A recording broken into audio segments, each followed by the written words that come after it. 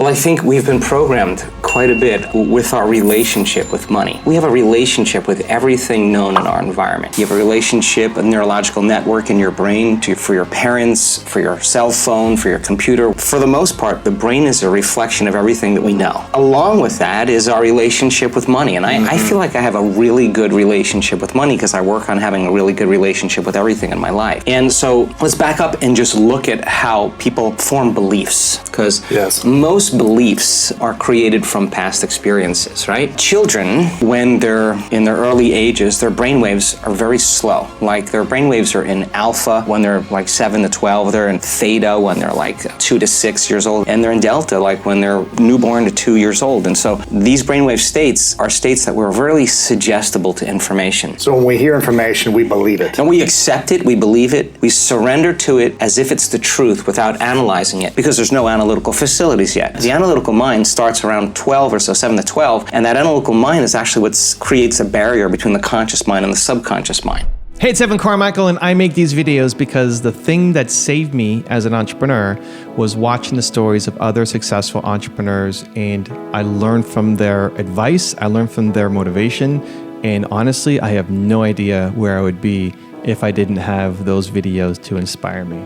I still need them for myself today too, and I hope that they can inspire you as well. So today, let's learn how to use it or lose it with Joe Dispenza. Enjoy. If you heard money is the root of all evil, money is bad, only certain people are allowed to make money, you have to work hard to make money, this is how you got to do it, and that becomes the foundation subconsciously. Like let's recording an audio file. You just keep recording that audio file, it becomes a subconscious program, right? So a lot of people have a relationship with money based on either what they've been told or what they've experienced in their outer environment, right? So then we gain information from our environment, and the stronger the emotion we feel from experiences in our lives, the more altered we feel inside of us, the more the brain freezes a frame and takes a picture. And that snapshot is called the memory. So based on an emotion. Based on an emotion. The emotion alters our internal state. So you're going along as Lewis, feeling really good, and all of a sudden you have this trauma, you have this crisis, you have this shock, and all of a sudden you have this dramatic change in your internal state, and your senses get heightened, and then you freeze the frame and you associate this internal state with whatever it is that's causing it, right? And that's how we create long-term memories, right? So Are painful memories more powerful, or beautiful memories more powerful? They're both equal. Okay. They're both equal, but the problem is I think most people experience from more the negative emotions, right? And those negative emotions really are derived from the hormones of stress, right? So the alarm system, the emergency system, creates an arousal inwardly. And that arousal is saying there's something dangerous in your outer environment, right? And it could be a person, a circumstance, an accident, or whatever. And that change in emotional state causes you to remember the event. You got to pay attention, right? You got to stay really and narrow your focus on the cause. So think about people who have relationships with money, right, from the past. All beliefs are based on past experiences. So you have an experience where you lose money, you have an experience where money's taken away from you, you have an experience where you don't have enough, you're living in a place where there's not enough money, or a family that's not enough money. Then the emotion that most people are living by on a moment-to-moment basis is lack. Like, I'm in lack of having something that I want, okay? Now, there's nothing wrong with that, because the experience changes your emotional state. You freeze the frame, you take a picture. The problem is, that's hardware. So we think neurologically within the circuits of that past experience, and we feel chemically within the boundaries of that emotion, which would say, for example, be lack, right? So now the person says... Before you go on to the next thing, what happens to the body and the mind when it is in an environment of lack? Mentally or physically, I'm in lack. What is the body and the mind saying? Yes, so the body is saying, I'm waiting for some external event to occur. I win the lottery, I marry the right guy, whatever it is, that you're waiting for that event to occur, that experience produces an emotion. So the emotion then takes away the lack, And so when we play the game in three-dimensional reality, the creation game in three-dimensional reality, we experience separation from everyone or everything because our senses fool us into the illusion, the hallucination of separation. I'm here and you're there. Mm-hmm. I'm here and the door is over there. So I'm aware that I'm here at one point of consciousness and the door is over there, another point of consciousness. Okay, so in order for me to get from here to the door, I got to move my body and do something through space. I got to do something, and everything in this three-dimensional reality is going to take time and energy, right? So, okay, so then here's Lewis right here, and then he says, okay, I want this experience in my future, and your brain automatically predicts and projects how far in the future you think it's going to take. Maybe it's a year, 5 years, 10 years. 30 years. Oh my gosh. Right? Because that's what it's going to take to pay off that house, right? So now, one point of consciousness, I'm here. The other point of consciousness is where I'm placing my dream. So I'm separate from that experience. So then how do I get to that experience?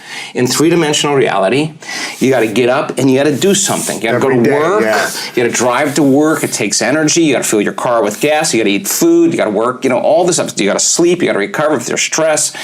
And now people are, in a sense, waiting for the experience that's 10 years down the road or 30 years down the road to happen, to take away the lack of them not having it. And unfortunately, many times when the experience finally occurs, they can't enjoy it because they're too exhausted, right? So you play the game, you go to school, you study really hard, or you study on your own, you develop some skills, you make the right choices, you start saving money, you start learning from your mistakes, and then the game is how many things can you accumulate, and that accumulation then you associate with being wealthy or being abundant or being successful, right? And some people get really good at it, right? You can get really good at that.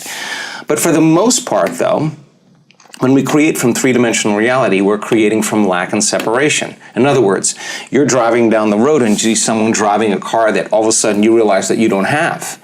The moment you become aware that that person has that car and you don't have it, you're in lack of having it, right? So what the brain naturally does is it naturally creates you driving that car. And you have an image of yourself driving that car and you start identifying, wow, that would be a greater experience for me to have. The problem is the distance between the thought of what you want and the experience of actually happening for most people is the concept called time, right? Between cause and effect, right? So some people develop the ability to manage themselves and manage their life. They develop certain skills and they can pay for it and they can get it very quickly. The problem is when the novelty of that experience wears off, you know, the car, and they're no longer identifying with that, and the feeling of emptiness and lack comes back. They need to find something else. They got to go and find something else. And so there's this game that goes on where you never have enough, right? And that's the lack game, right?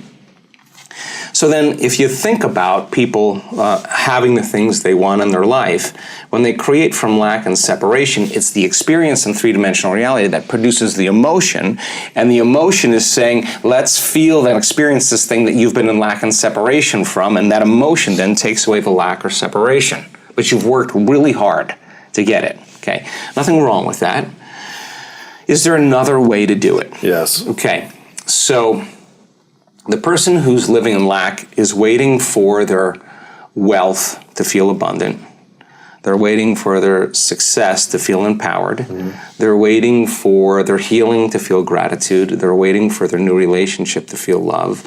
They're waiting for their mystical experience to feel awe. That's the Newtonian model of reality of cause and effect. You know, waiting for that event to happen to take away this separation or lack.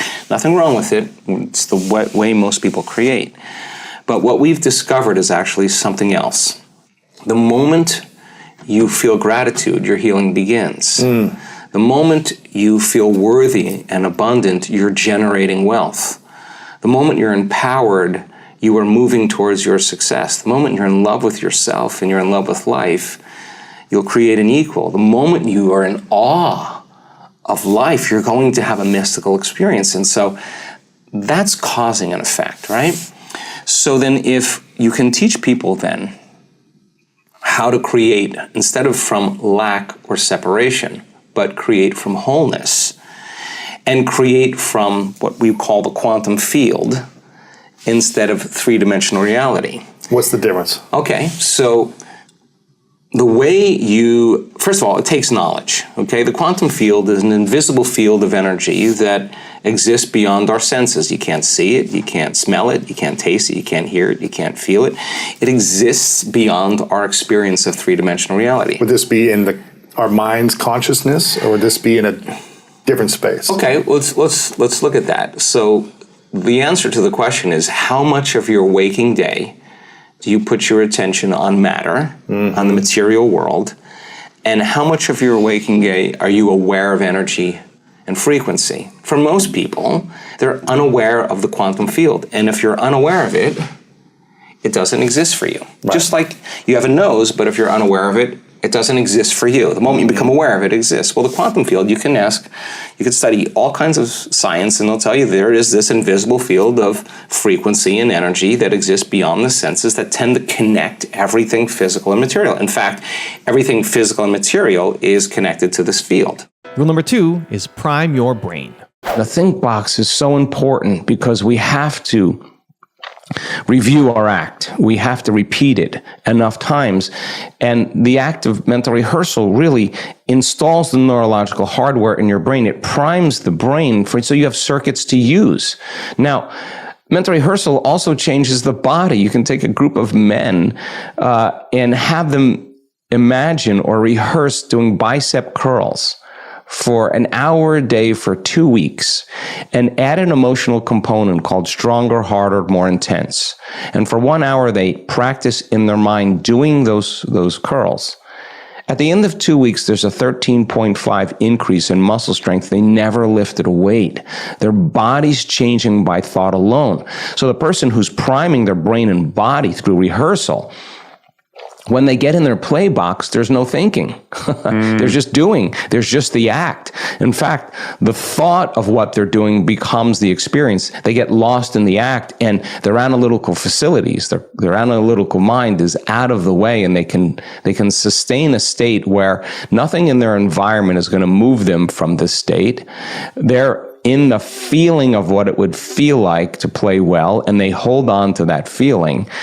And when the conditions get tense, they actually do something different. They self-regulate, and they actually crave this moment of performance to be able to produce an outcome. And so there's no mysticism to this. It's just what people do when they get really into something is that we rehearse all the time. So people understand if you take a group of people who have never played the piano before and you teach them one-handed scales and chords, and they come and practice for 2 hours a day for 5 days. At the end of 5 days, if you do a brain scan before and after, they'll grow circuits on the opposite side of the brain. No magic there. You learn something new. Learning's making new connections. You get your body involved. You get some instruction. You have an experience. Experience enriches the circuits. Repeat it over and over again. Fire and wire, and pay attention and stay present. You'll assemble new neurological circuitry. Take another group of people, have them close their eyes, and actually have them mentally rehearse playing the scales and chords for 2 hours a day for 5 days. Scan their brain before and after, and at the end of 5 days, their brain will look like they've been playing the piano for 5 days, but they never lifted a finger. The brain literally changed through the rehearsal. Okay, so now take the person and put them in front of a piano. They've never played the piano before. And they could actually play those scales and chords like the people who are actually physically demonstrating it. So what does that have to do for the single mother of 3 children? What does that have to do with the person who's trying to heal a health condition? It's not enough to just have a good meditation and get up and spend the rest of your day reacting and responding to the conditions in your life. That's 1 hour of living or conditioning your body and brain into the future against 15 hours of you responding emotionally from your past. So we got to rehearse, okay, how am I going to be in this situation? How am I going to change? What would love do today? What would greatness look like? It's those frontal lobe questions that actually begins to install the circuitry, and we all do it naturally. The only time we don't do it is when we're living in stress and we're living in survival. Why? Because it's not a time to create. It's not a time to learn. It's not a time to go inward. It's not a time to dream. It's a time to run, fight, and hide. And if you're spending the majority of your time in the arousal of those stress hormones, then most people then Their senses become heightened, they narrow their focus, and now they're engaged in doing anything they can, relying on something outside of them to take away that feeling. So if people begin to understand that they actually can change, and they understand a formula to do it, and they practice that formula and they rehearse it, both by mentally rehearsing it and actually participating in it, the effects should be in the experiment that something should change either in your body or in your life, and that's why we do it. So when you see the changes or the synchronicities or the coincidences or the opportunities starting to show up in your life, you're going to pay attention to what you did and you're going to do it again. And many people who have chronic health conditions that just get beyond those thoughts and those habits and those emotions that keep them as that same personality and begin to think, act, and feel differently, notice dramatic changes in their health and in their biology. And we have the data to suggest that people who do this for 7 days, their body looks like genetically and biologically they're in a different life. Their body is no longer responding in the same way, and they're no longer victims to their environment because they can self-regulate. There tends to be a greater resistance to anything in their environment, even on a microscopic level. Also, to make sure you're actually taking action after watching this video, I've designed a special free worksheet just for this video. The worksheet will highlight all of the lessons learned in this video, as well as pull out our 3 favorite learnings and quotes that will inspire you to actually do something. The worksheet will also give you space to write down what your key takeaways are and your specific plan of action to make sure you're getting results. If you want the worksheet designed specifically for this video, absolutely for free, there's a link in the description below. Go click on it and start building the momentum in your life and your business. I'll see you there. Rule number 3 is welcome change. Everybody secretly wants to evolve and have a new experience. Whether it's wealth, whether it's health, whether it's a new relationship, whether it's a new career, everybody has in their mind some vision of where they want to be in the future. There's nothing wrong with that. And our simple model is that your personality creates your personal reality. That's it. And your personality is made up of how you think, how you act, and how you feel. So the present personality who's listening to this podcast has created the present personal reality called their life. Which means then if you want to change your life, you want to create a new personal reality, you're going to have to change your personality. You're going to have to change because nothing changes in your life until you change. So what is the understanding of change? So we've spent over 10 years studying a way to explain what change is, because if you think 60 to 70,000 thoughts or however many thoughts in one day, and 90% of those thoughts are the same thoughts as the day before, you're in trouble. Because the same thoughts will lead to the same choices. The same choices will lead to the same behaviors. The same behaviors create the same experiences. And the same experiences produce those very same emotions. And those same emotions influence our same thoughts and our biology, our neurocircuitry, our neurochemistry, our hormones, our gene expression. Our immunes, everything stays the same because we're the same. So it has traditionally taken crisis or trauma or loss for someone to make up their mind to change. So the moment we decide to change, okay, I want to create a new personal reality, a new life, I got to change my personality. Well, this concept called metacognition, a forebrain function, the seat of our conscience, our frontal lobe, allows us to think about what we're thinking about, to notice how we're behaving, and to become aware of how we're feeling. And the repetition of thinking, acting, and feeling in the same way causes our brain to become hardwired into very specific neuronal patterns, right? So that firing and wiring over time causes us to happen so automatically that we're unconscious of our conscious self. So the moment we become conscious of those thoughts, the moment we become aware of those behaviors, the moment we notice those feelings, we're no longer the program. In fact, we're the consciousness observing the program, and that's the first step to change. So when you decide and become so conscious, the word meditation, I looked it up. The symbol means to become familiar with. That's all it means. It means familiarization. So if you become so familiar with I can't, it's too hard, I'll never change, no one loves me, you become aware that you are blaming, complaining you all day long and talking trash about somebody. You notice all of a sudden that this feeling that you're feeling every single day that you're so accustomed to is really guilt or shame or unworthiness. The moment you're conscious of what you're experiencing, in other words, when you're inside the jar, you can't read the label, right? So you got to become conscious of that unconscious stuff. You got to see yourself through the eyes of someone else. The tragedy that causes you to no longer feel like you any longer actually causes you to look at you from the eyes of someone else. You can see yourself more clearly because you're not feeling like you any longer. That's the big moment of change. So then when a person really can become so conscious of their unconscious self that they don't go unconscious again, or let me say it another way, how many times do we have to forget until we stop forgetting and start remembering? That's the moment of change, right? So we default back to our old personality every single day because we respond to someone or something in our outer environment. And I say, so, Mayim, why are you unhappy today? And you say, I'm unhappy today because of that person or that circumstance. It's never one thing, Dr. Joe. It's always like 10 things. Yeah, it's just 10 things, right?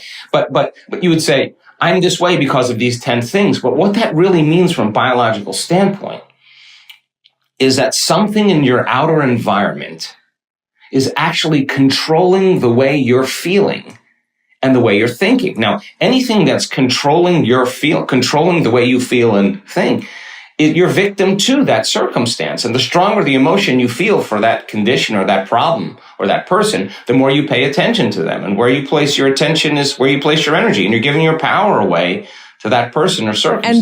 And that could also be, I mean, that is true. And I think we all know this of, like a diagnosis. And that meaning that, I mean, the 12-step terminology is like, you can make anything your higher power, right? You can make a diagnosis, a judgment of you, the way your parents, taught you to think about yourself. Those things can be essentially what you worship. And that then is this, kind of self-perpetuating, I mean, literally self-perpetuating loop. Exactly. Everybody has done this at some point in their life, right? Where they have to catch the thought. They have to catch how they speak, the act. They have to notice, this is that weird feeling again. I'm not going to just stay in this feeling. Can I change it, right? So then, if you remind yourself every single day of who you no longer want to be before you start your day, become conscious of your unconscious self, so conscious that you don't go unconscious in your waking day.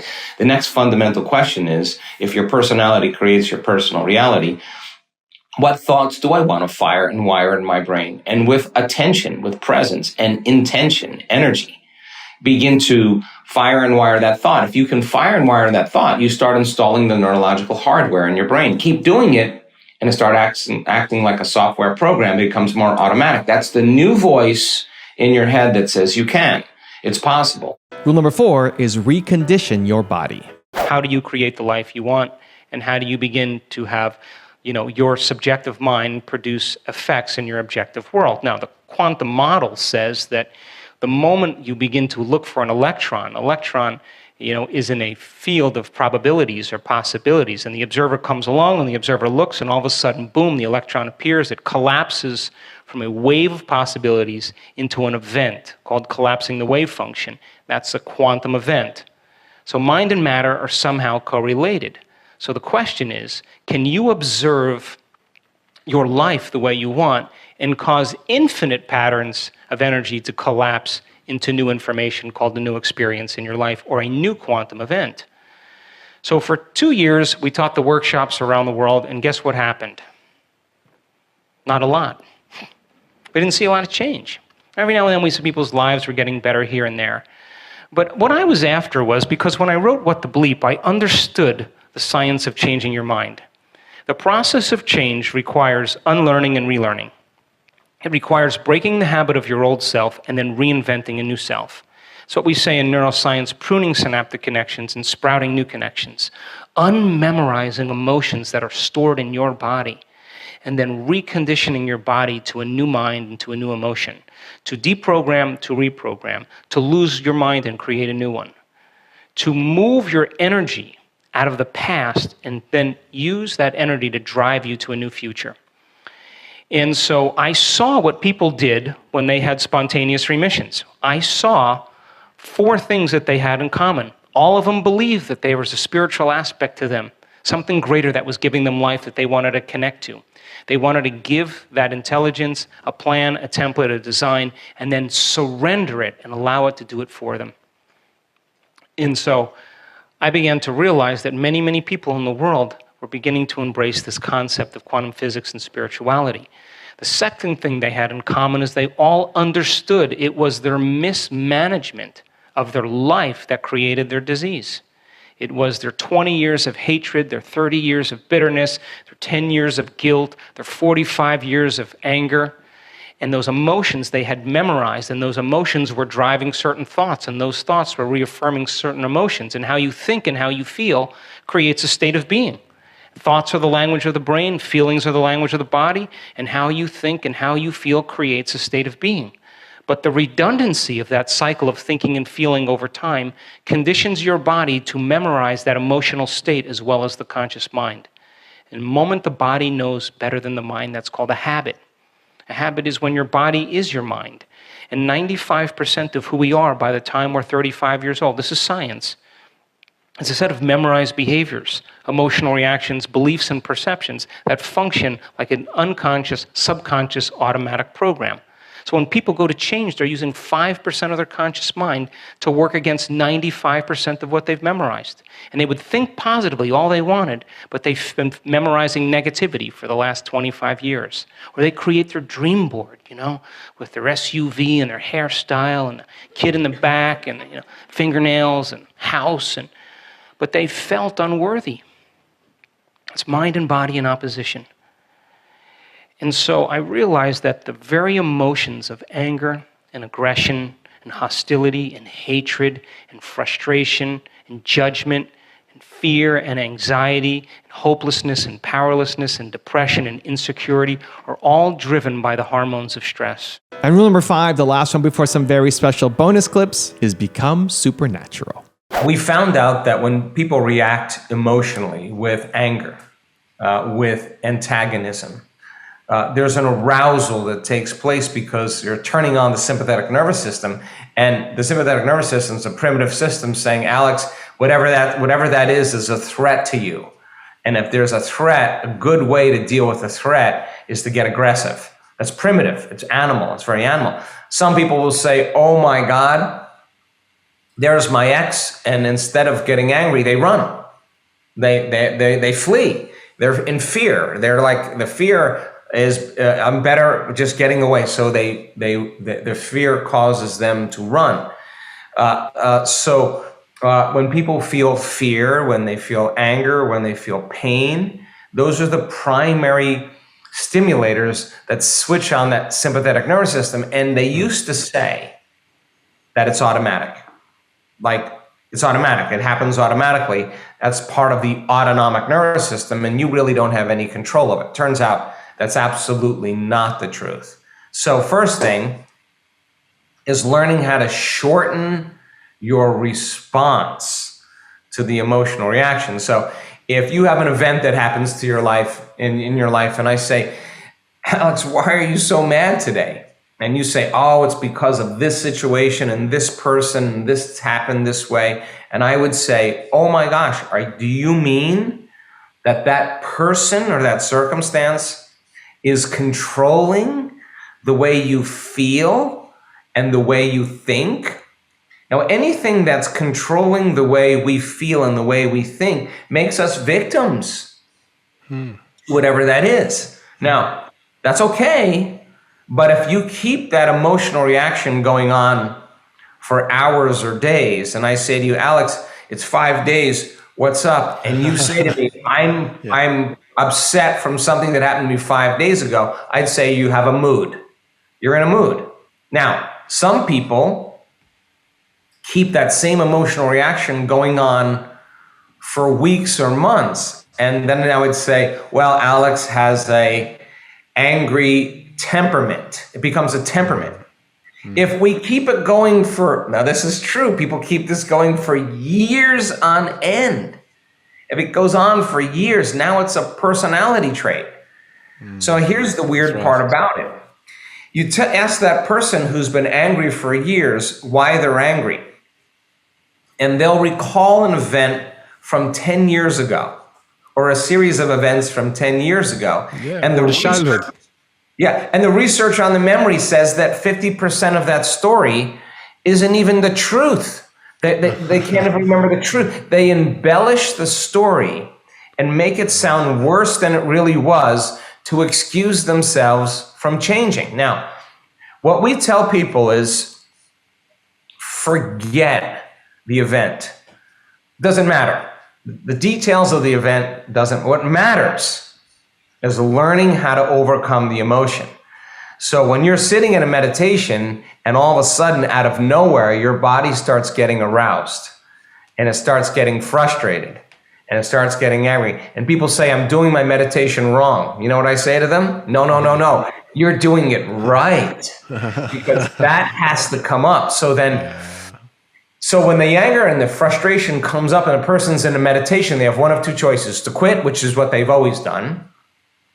But if you're sitting with 1,500 people and no one else is quitting, you're not going to quit.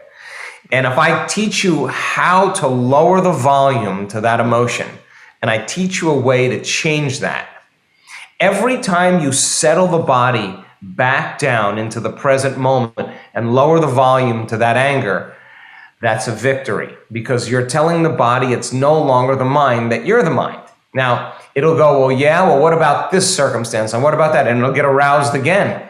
And then you notice it, and instead of turning on the TV or getting on your cell phone or getting on the social media, you lower the volume again. Now, this is the work. It turns out every time you do that victory, you're telling the body that it's no longer the mind, that you're the mind, and then all of a sudden it wants to get up and go. It's busy, it's got things to do, and you become aware that it wants to do that, and you bring it back to the present moment. You're executing a will that's greater than the program. Now, it turns out if you do this enough times, sooner or later the body surrenders. Sooner or later the body acquiesces. It says, I'm no longer the mind, Alex is the mind. And when that occurs, there's a liberation of energy. That anger, that frustration, literally turns into energy. It's released into the field as information. Now, you return back into your life and you see the same person or the same circumstance, your response to them is going to be much less. Why? Because you took care of it within you. Well, you're not trying to fix it out there. It's just that your response is different. So now, if you're no longer responding to the environment and your response to the environment isn't weakening the organism because stress depletes energy, then you're less susceptible to the environment. And we found out that when people do this, their immune system gets so robust that you can take viruses like SARS-CoV-2 virus and subject that virus to the plasma of advanced meditators, and there's a resistance to the virus. The virus doesn't enter the cell. Why? Because there's energy to be able to combat it. So it's because the person is not reacting. So then shortening your response to that condition is a victory, and it takes practice. And so then how many times do we have to forget and go unconscious and be angry till we decide to no longer forget and keep remembering and stay conscious? That's change right there. So we use meditation as a model to remind ourselves who we're going to be when we open our eyes, and to remind ourselves who we're no longer going to be when we open our eyes, and stay so conscious of it that we don't go unconscious in our waking day. And if we do it properly, then there's feedback in our life that shows us that you've changed. And remember, nothing changes in your life until you change. If you want to have more money, one way is to uncover the areas where you may be wasting money. And that's why we're talking about 5 common ways we throw money away. Where exactly did your money go? Money is something a lot of us struggle with. Check this out. In a 2019 employee survey at PwC, 71% of millennials said their money stress had gone up over the past year. It is stressing me out. And nearly half of all respondents said that they spend 3 hours or more every week thinking about or trying to sort out their finances. And money woes don't just affect us individually. 44% of young adults said that the money is the #1 stressor in their relationship. I need to borrow some money. And check out these stats. According to Erin Lowry, creator of the Broke Millennial blog, the average millennial graduated with $37,000 in student debt. That's in the States, and some have much more. That's enough to buy a brand new car or put a down payment on a house. Maybe you're like, yeah, don't remind me, Jay. Hey, I get it. Lots of us come from tough places financially, and you might be there now. Growing up, my family definitely was not what you'd call wealthy. For some of us, the hard times actually helped spur us on to success. Here's one of the stories that's really inspired me. It's of a young man who at 14 was evicted with his mother from their apartment and couldn't afford a place to live. By the time he was 16, he was arrested multiple times. Though he went on to secure a spot to play American football at a top college, in his junior year, he lost his spot and his NFL career opportunities with it. At one point, he found himself with only $7 in his pocket, but he kept working and striving. And today, Dwayne "The Rock" Johnson says that every time he experiences a big moment of success, he reminds himself of those early struggles when his back was up against the wall and the only way to go was forward. And that's why he named his company $7 Productions. Still, even if you don't have aspirations of becoming a mega movie star, financial security is within reach. And the place to start is to stop wasting money. Now, a little disclaimer first. What I'm going to share with you is for informational purposes only. It is definitely not intended as formal, legal, tax, investment, financial, or other advice. You want to consult a qualified licensed professional for that. Okay, so here are those 5 big areas where you can stop wasting money and get yourself on track financially. Take notes, boys. Let's start with a super common one that's really simple. Financial expert Suze Orman says, if you're buying a coffee every day, you may be literally flushing your chance to be a millionaire down the drain. You know, because after the coffee goes through your body, okay, never mind, you get it. Anyway, Orman says that if you invested the $100 or more per month, so many of us spend on coffee in a Roth retirement account over 40 years with compound interest, you'd have $1 million.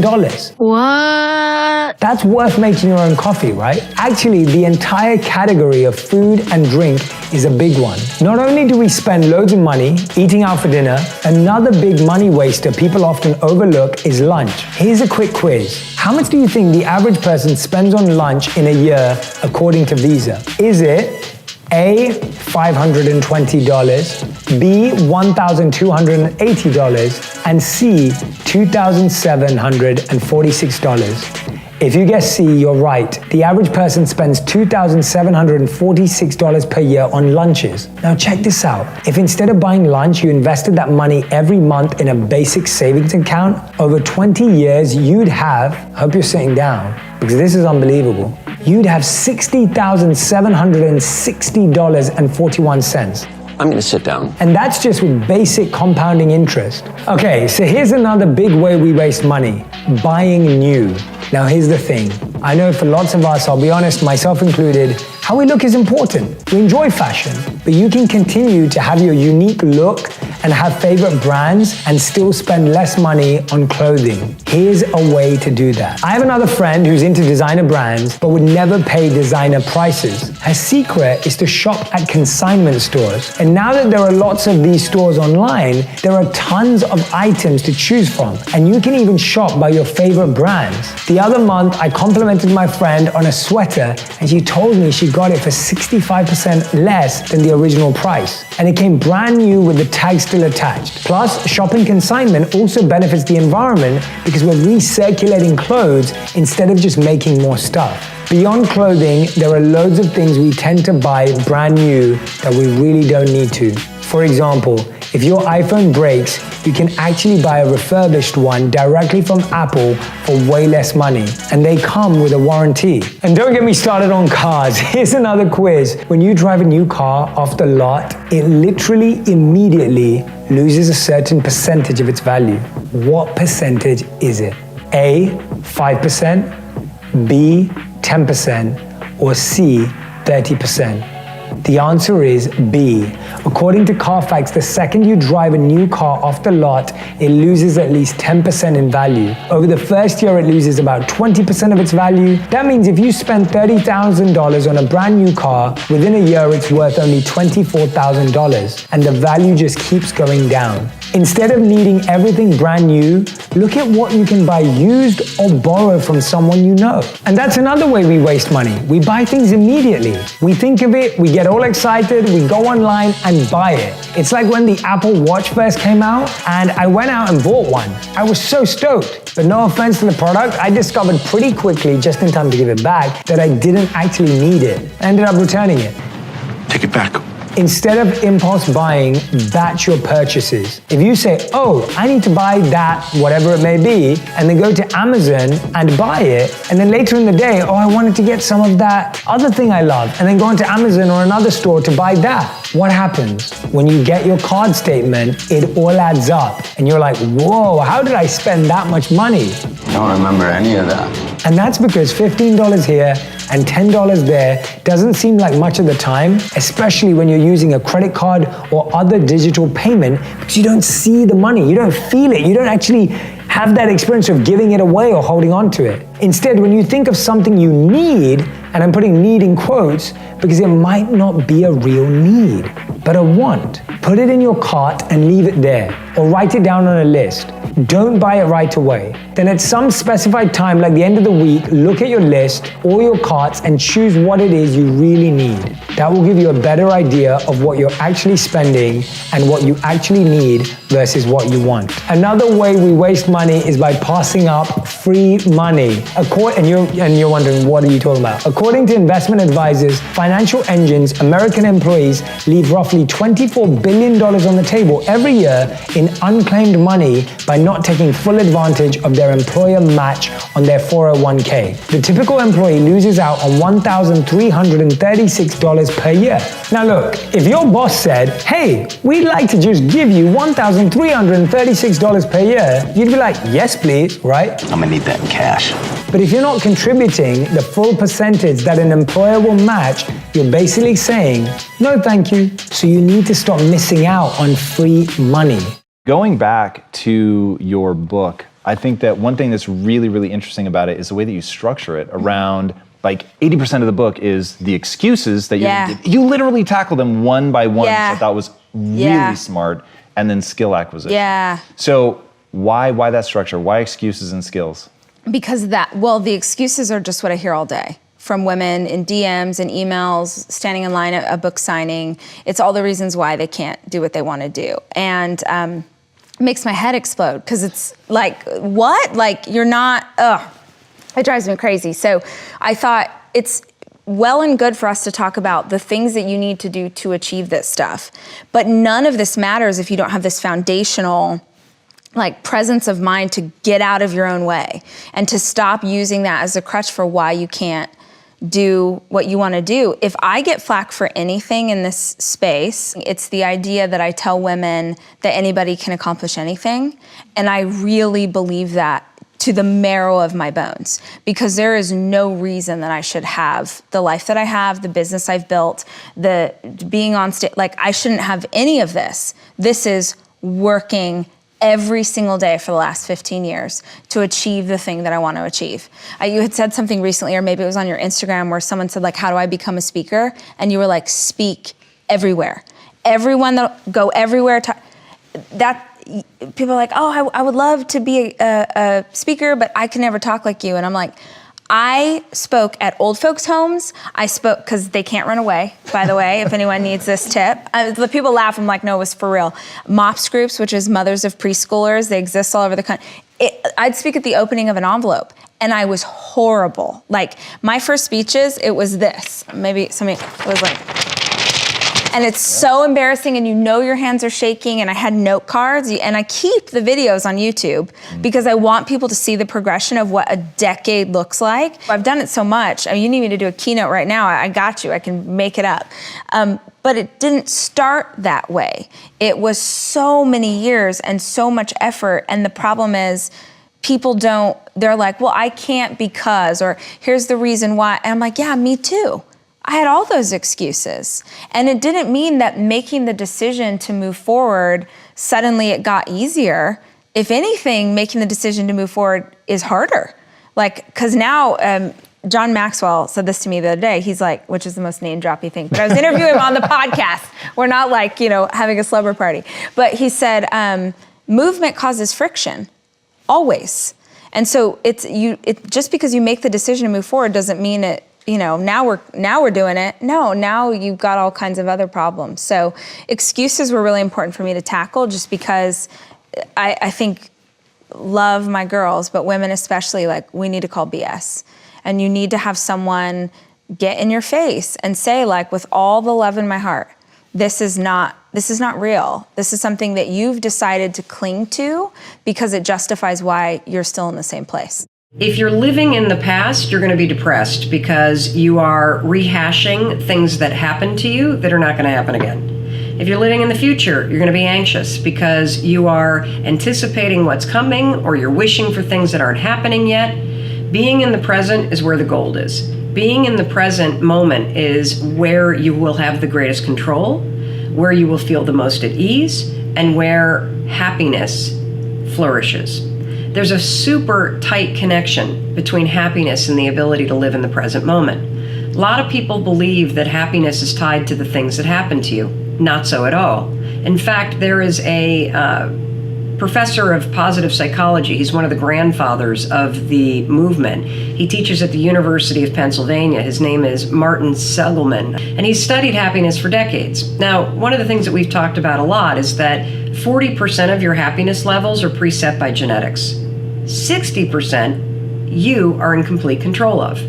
And one of the things that this professor has discovered is that it doesn't matter what's happened to you. In fact, some of the people that have had the worst things happen to them, like people that have survived the Holocaust, are actually the happiest and most grateful people in the world.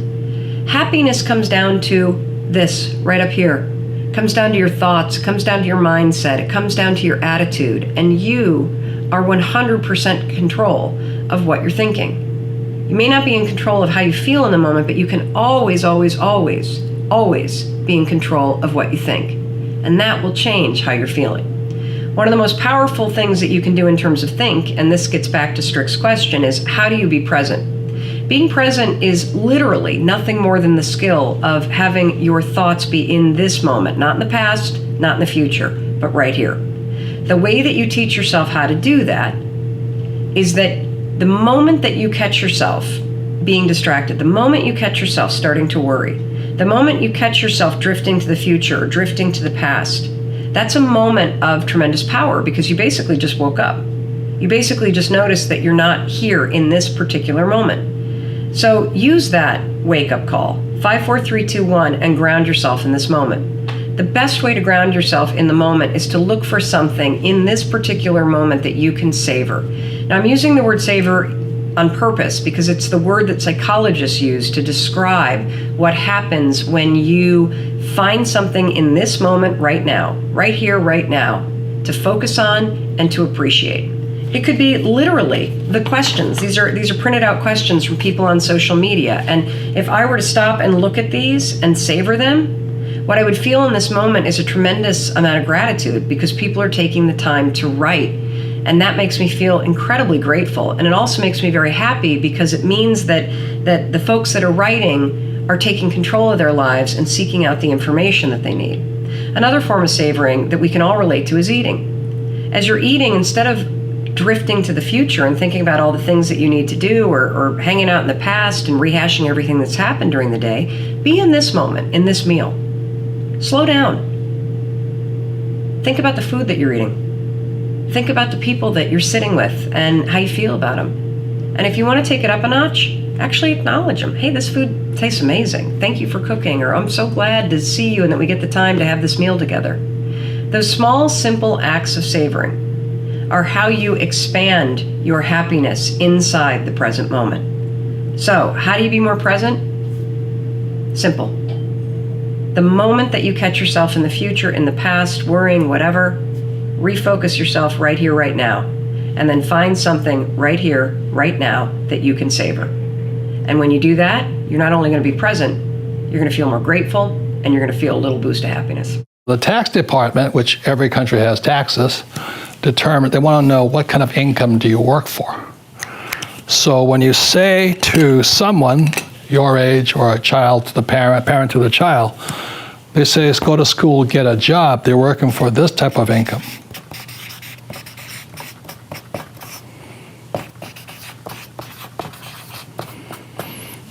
Earned income, as you can see from this diagram here, this is earned income here.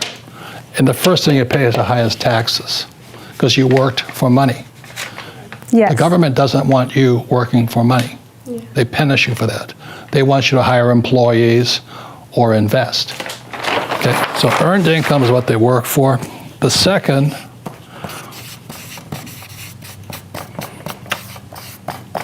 is portfolio income. It's also called capital gains. So if I buy a house for, let's say, $100,000, I sell it for $200,000, the $100,000 is capital gains.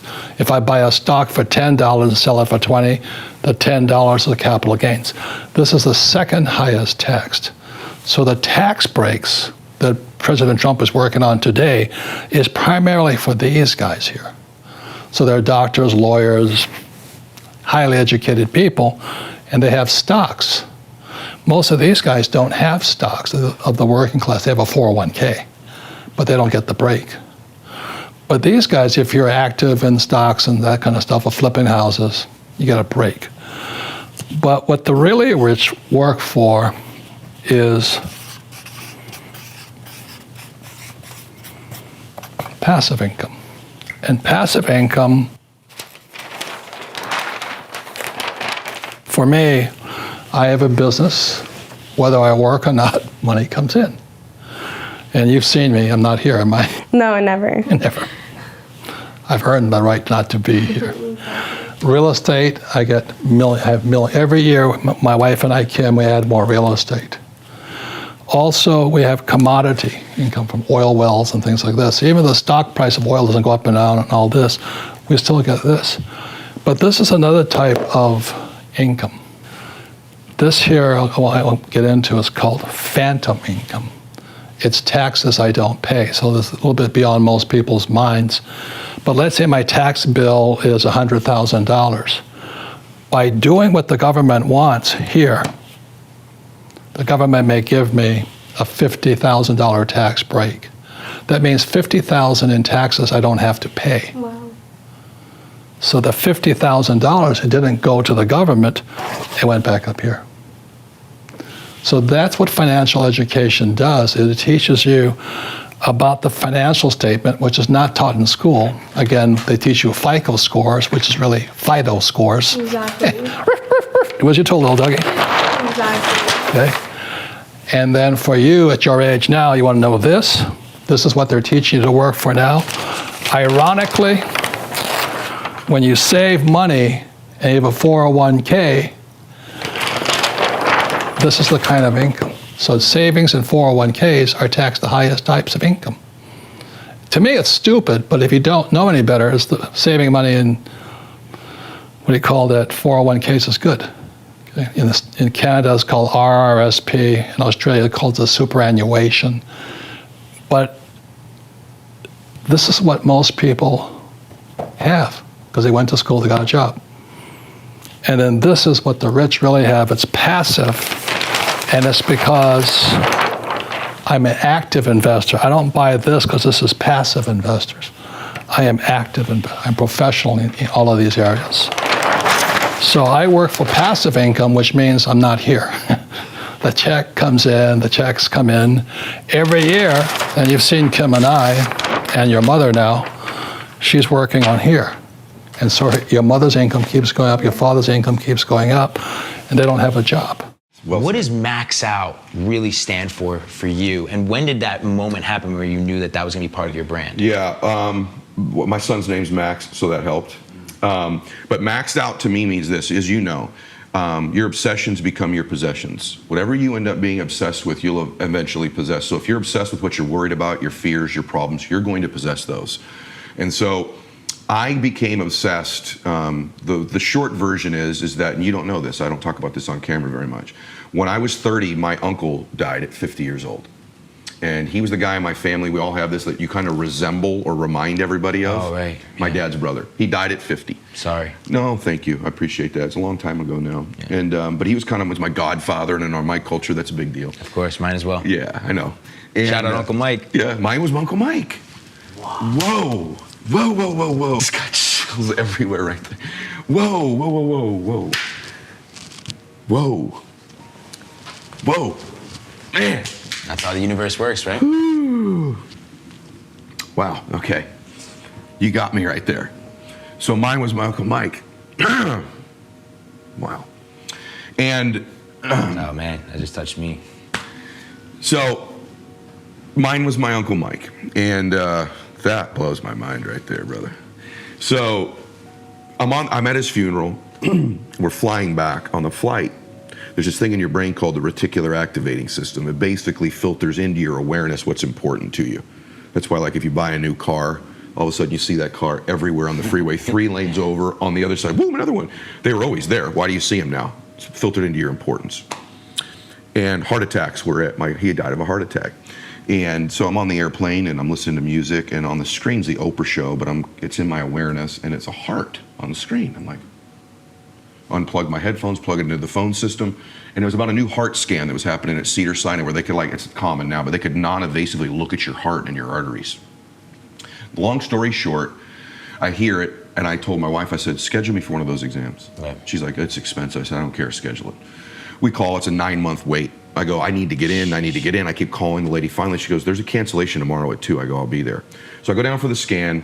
And thank God this doctor understood influence and leverage. You do the scan, then you come back after lunch. I literally went, ate a burrito, came back, I wasn't in shape. I'm 30 years old. The doctor comes out and he goes, I'm looking for Edward Milet. I go, it's Milet, and he goes, he knew. And he goes, whoa, I can't believe these arteries are in that young a body. Wow. You need to come back, son. Now my heart's racing. I'm like, what the hell's in this scan? We sit down. Instead of what a normal doctor would do, they just go, hey, here's the prescription, take Crestor, work out, eat good, bye. He understood reasons is what changes people's lives. Massive reasons, not discipline, reasons and habits, right? He goes, let me ask you a question. Your wife's beautiful. Do you have kids? I go, yeah. I go, I got a son. He's 1. He goes, that's great. Do you want to be there when he graduates high school? I went, what? He goes, do you want to be there when he graduates high school? I said, yeah. He goes, okay. Is she pregnant, huh? I go, yeah. What is she having? I said, a girl. You get to a dad, this is what you say. He goes, would you like to walk that little girl down the aisle on her wedding day, son? I went, what? What is in this scan, dude? And he goes, I want to be very clear with you, young man. I remember this like yesterday. He goes, I want to be very clear with you, young man. If you continue down the road you're going, another man's going to live with your beautiful wife in your mansion, walk your son at graduation, and he's going to be arm in arm with your daughter on her wedding day, not you. You'll be long gone. Actually, as I tell you this right now, dude, right? Wow. And he goes, what I'm going to get you to do is I'm going to get you to max out your life and your fitness. And I went, give me it. Yeah. And he gave me exactly what I needed to do. And he said, if you do this, you'll walk her down the aisle, blah, blah, blah. From that day, when I get up like I did this morning and I'm tired and I was late last night and I don't want to go to the gym, I swear to you, brother, I swear to you, I go, Bella's wedding, get your ass up. And I go. I'm fit because I have massive reasons. That's why I'm fit. And that started the journey towards maxing out every area of my life. I'm like, if I can do this in my fitness, I can do this in business, I can do this in my spirituality and everything. I'm not going to shortchange myself by pretty good. I'm going to see what my real potential is, what my maximum capacity is every single day. Because at the end of my life, when I do die, I have this belief that when I'm done, the Lord's going to go, well done, good and faithful servant. And by the way, here's the man you could have been. This is the man you were born to be. This is the man you were destined to be.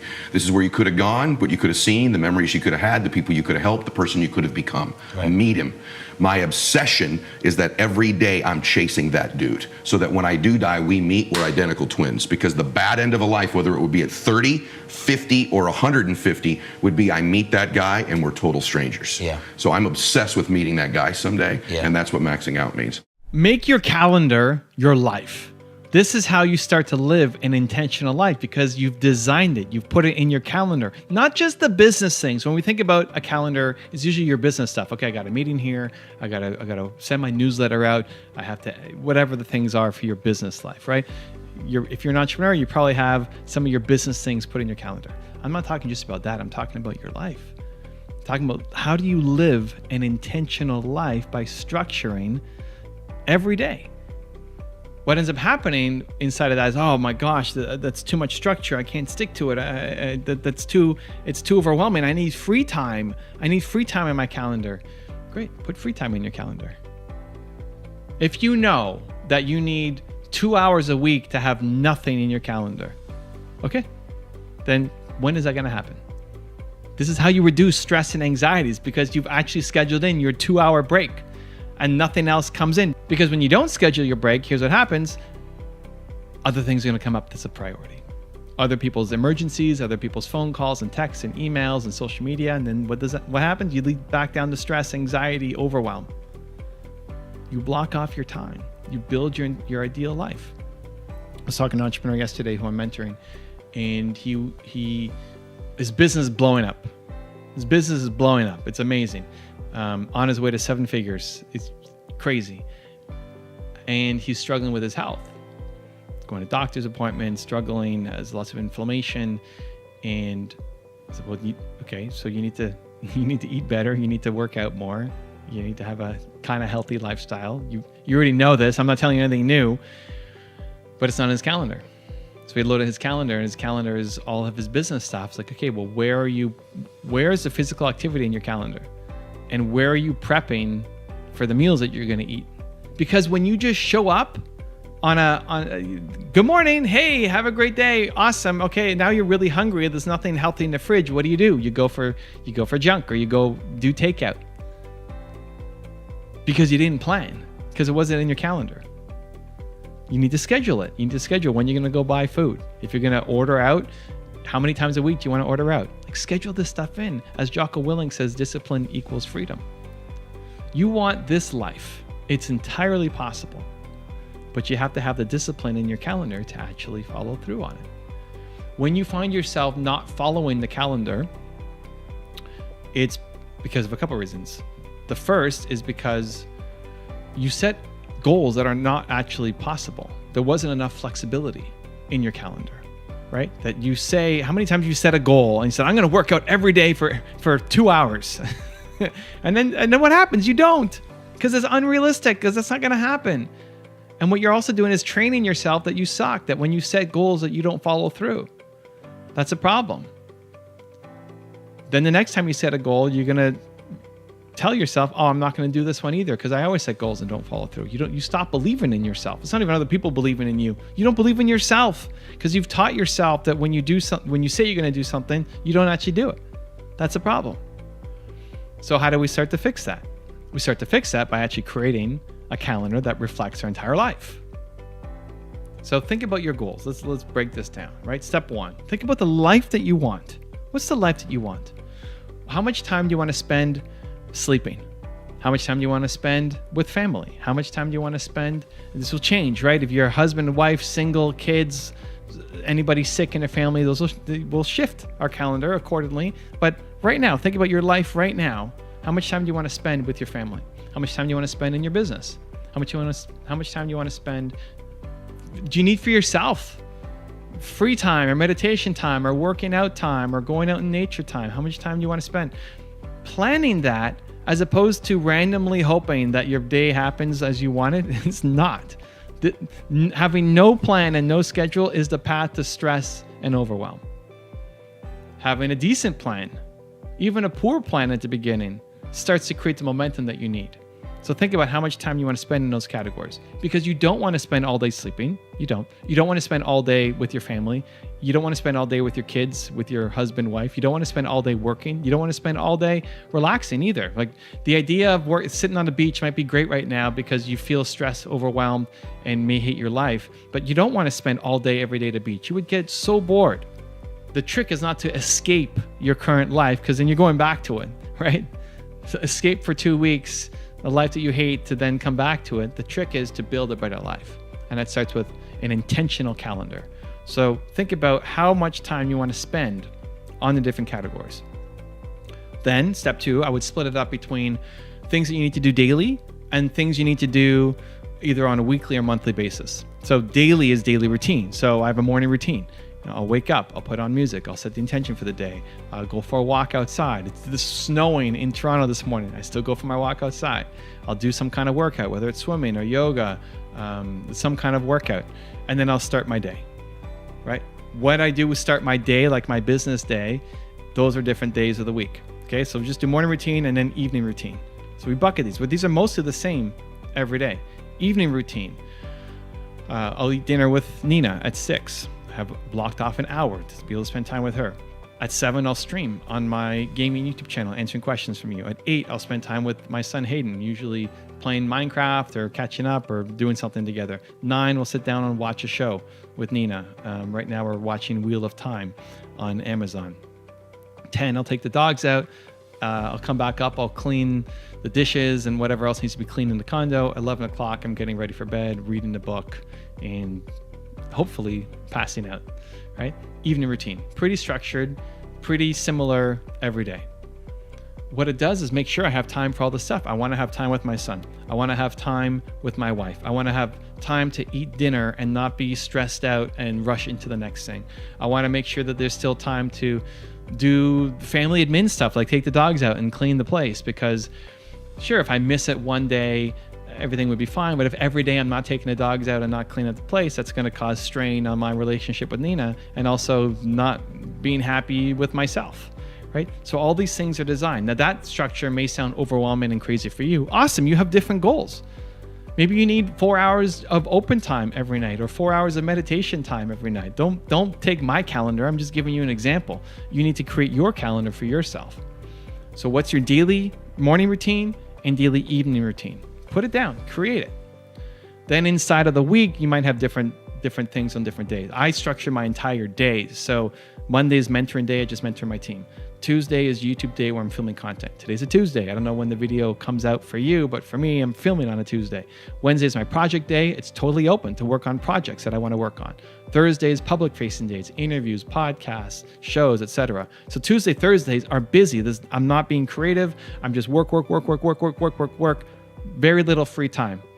And I'm doing tons of videos and tons of interviews. Wednesday in the middle is totally open.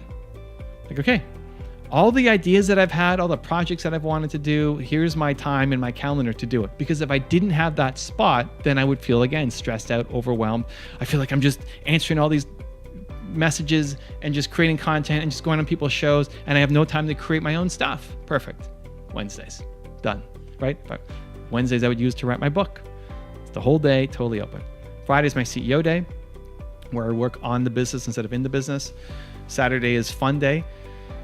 So Saturday, if I'm doing anything that's work related, it has to be cleared through Nina first and better be something big.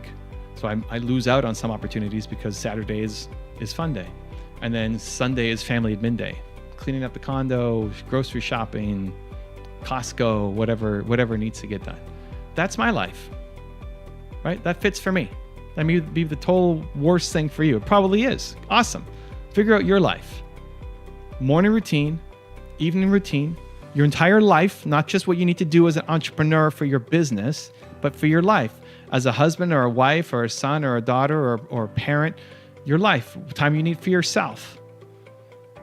Create it. Morning routine, evening routine, and then the rest of the week. What are you going to do? It matters. This is how you start to build consistent habits. The next step is to evaluate at the end of the week how well you did. The whole point isn't to beat yourself up. of how you sucked and how you missed this and schedules don't work for you, etc. But to evaluate. It's not that you can't stick to a schedule. It's that the schedule wasn't a good enough schedule for you. So what needs to change in the schedule? For example, for dinner, for me, these are these micro tweaks. You might have to make a big tweak, but a micro tweak for me was I had my dinner from 5:30 to 6 with Nina. And it just felt too rushed. Because, okay, well, we don't usually take an hour to eat. We eat small meals, so we usually eat it pretty quickly. So, okay, half an hour is perfect, easy enough time. But it kind of felt rushed getting into it. So even though it doesn't take us a full hour to eat, I book off an hour to eat. That's an example of a micro adjustment. So think about, where do you feel stressed out in your calendar? You've done it for a week, right? You plan out your calendar for the next week. Perfect. Morning routine, evening routine, what happens during the week, during the day. Perfect. You evaluate at the end of the week. Where did you feel stressed? Where did it not work out? Where did you miss something? And if it's a one-off thing, okay, fine, something happened. But if it's happening consistently, then your calendar is broken. Then you need to spend more time here. If you get to the end of the week and you feel stressed out, overwhelmed, what are you feeling? You feel like, oh, I don't have enough time to myself. This is what the person I was mentoring yesterday said. It's like, I look at your calendar, I couldn't do that. I have no time to myself. Great, schedule in time to yourself. Because if you don't schedule in time for yourself, chances are something's going to jump on top of it and you'll never have time for yourself. I'm giving you the answer. So where's time for yourself? Oh, Saturday morning? Perfect. How much time do you need? 4 hours? Great. Put that in. Give yourself 5 hours as a buffer just in case. Now you got the time. And protect that time. So it's making those micro adjustments as you go. And so your first week, if you've never done this or it feels overwhelming or stressed for you, the first week is probably going to be a disaster. That's okay. You did some of the things. That's better than not doing any of the things. So let's make some progress now. At the end of the week, look back and iterate. Change it. Make some micro tweaks. Okay, that clearly didn't work here. Okay, so next week I'm going to try doing this. And what you do is get closer and closer and closer to creating a schedule that actually fits for who you are, for your goals. And it's not going to be my schedule. It's not going to be Steve Jobs' schedule or Jordan Peterson's schedule, anybody else. It's going to be one that you design tailored for you. And then the third, last step to it is you're going to grow and change as a person, and your schedule needs to change and adjust alongside. So there's a very big difference between having a job and being an entrepreneur. There's also a difference between being a solo entrepreneur and then having a team. There's a difference between having 5 people on your team, or 1 person to 5 people to 37 people now for me. There's a big difference in how I need to manage my time. I have a whole day dedicated to mentoring. I didn't need that when it's just me, right? Things have to change. If you're single versus in a relationship, or single versus engaged versus married, and how long you've been married, or if you have kids or not, or planning to have kids, right? Like your choices will change as you change as a human. So even if you create the perfect schedule right now for yourself, and that's reflective of today, like it's the perfect schedule for this week right now, chances are in a couple months you're gonna have to make some micro tweaks because something's changed in your life. And that's okay. That doesn't mean that your schedule sucks. It just means it needs an evolution. As you evolve, your schedule has to evolve with you. You are what you consistently do. And the way to become that person that you want, to build the life that you want, is not just having some vision board for yourself. It's by actually putting into your calendar. Let your calendar be your bucket list. That if you start actually living this life and doing these things, it leads to a happy whole life for you. Treat your personal just as important as your business. Everything gets put into the calendar. And then adjust. And now you're building the life that you want.